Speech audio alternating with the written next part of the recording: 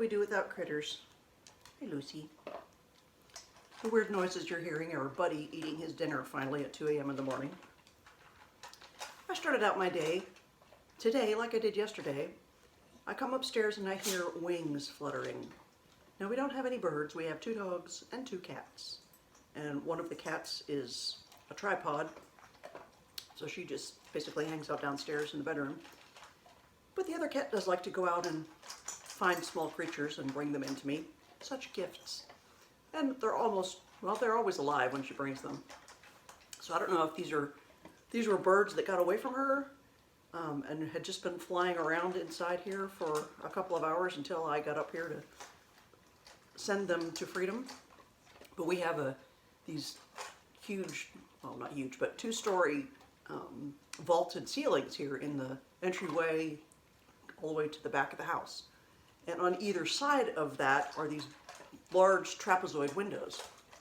So a lot of times birds will come in, and trying to encourage them to go back out, they see those windows and they just fly back and forth between the windows and can't figure out how to get out.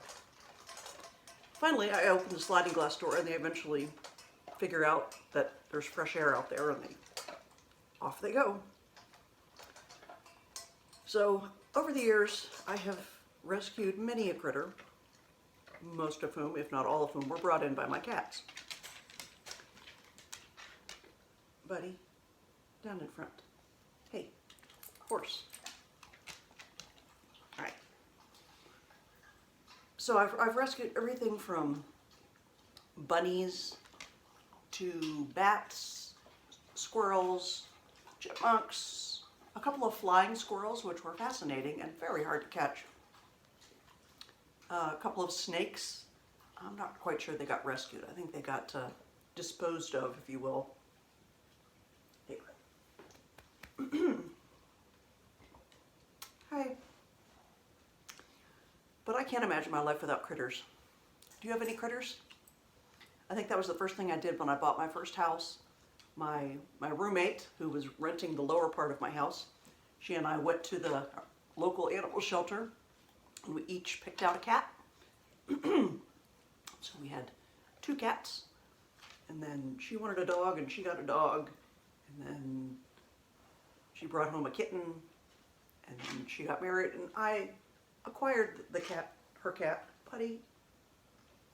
I don't know what it is with this guy. As you can see, he's rather large. He's a big boy. But I can't imagine not having a critter or 2 or 3 or 4. But I don't really appreciate the wild ones quite so much being inside. So far, my most traumatic critter story was I came upstairs one morning and we have a water bucket for the dogs.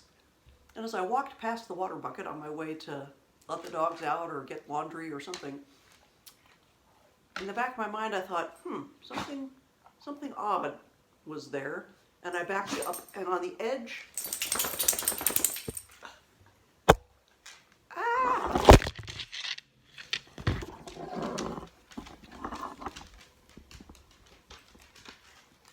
thanks, buddy.